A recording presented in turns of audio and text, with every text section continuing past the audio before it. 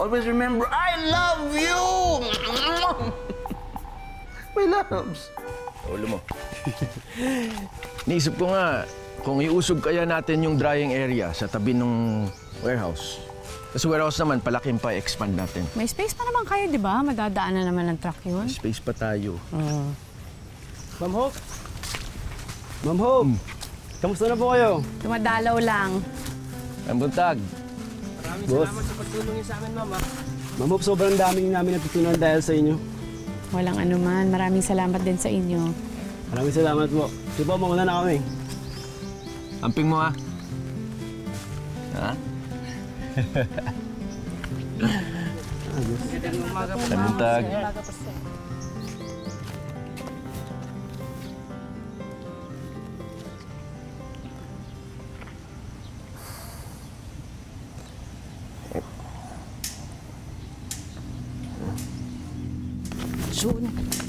Jun.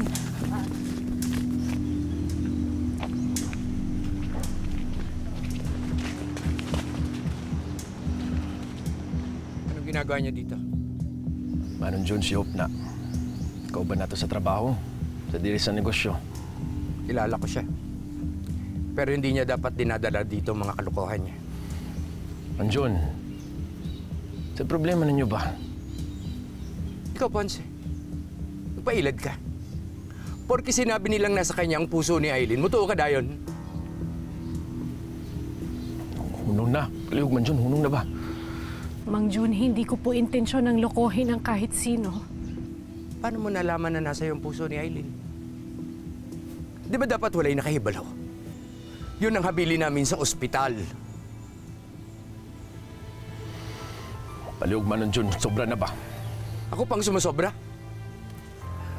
Paano ipaliliwanag ng babaeng niya kung saan nanggaling ang puso niya? At kung totoo yung sinasabi niya, sigurado ko gibayaran niya yung ospital kahit bawal. Mang Jun, hindi naman po sa ganun. Kaya ko po inalam dahil gusto ko pong magpasalamat sa inyo, sa pamilya ninyo. Nananahimik na kami. Wala na si Aileen at kasalanan yung lalaki sa tabi mo. Mga walang respeto! Manong Jun, palihog hunong na ba? Wala akong pakialam kung kayo yung nagpapasweldo sa amin. Ayun, siguro umalis na nga kami dito. Pinuang. Sige, lakaw mo! Kung gusto nyo umalis kayo, hindi naman namin kayo pinipilit eh. Anak, ipakita mo sa tanan ang tunay mong pagkatao. 2 taon kami nagtiis ng pagpapabaya mo dahil sa ginawa mo sa anak ko. Tapos ngayon ibabalik mo pa. Sakto na, Jun. Dali na, Jun. Tandaan mo, Ponce. Sa tuwing titinan mo yung babaeng yan, maaalala mo ang ginawa mo sa anak ko. Pausta na pa. Alis na tayo dito.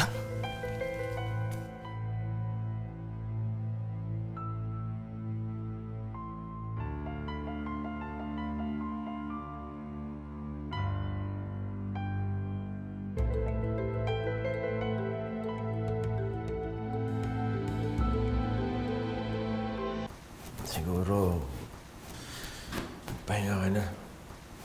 Tsaka, umuwi ka na din sa inyo sa Manila. Baka mag-aalala na sa iyo pamilya mo. Hindi ko pa rin matanggal sa isip ko yung sinabi ni Mang Jun. Hope, hayaan mo na. Lalamig din ang ulo nun. Basta, ang importante na kapag usap na tayong dalawa. Hindi ka nagalit sa akin, ha? Hindi naman ako nagalit, Hope. Sana hindi ko na lang inalam yung identity ng heart donor ko. Lalo pang naging komplikado. Nandiyan na yan eh. Pero ngayon ba, naalala mo pa rin? Tama ba yung sinabi ni Mang Jun? Hindi. Bakit parang hindi ka kumbinsido? Ako, tumingin ka sa akin, ha? Hindi ka masamang tao. Ginawa mo lang kung ano sa tingin mo dapat mong gawin. Alam ko yun, pero sana intindihin mo rin kung ano pinagdadaanan ko. Hindi mo ako mahal? Hindi sa ganun, Hope. Lahat ng sinabi ko sa'yo kaninang umaga, totoo pa rin yun. Gusto kitang mahalin. Pero huwag ka lang magtataka kung minsan magiging malamig pagturing ko sa'yo. Once may nangyari na sa atin, hindi ko naman gagawin yun. Oo, okay, mahal kita ako. Yung ba gusto mo marinig? Oo. Okay. Pero huwag muna tayo magkita. Huwag muna. Sana maintindihan mo rin ako.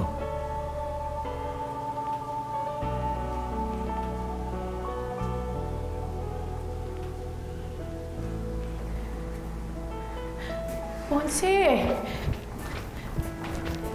Ponce!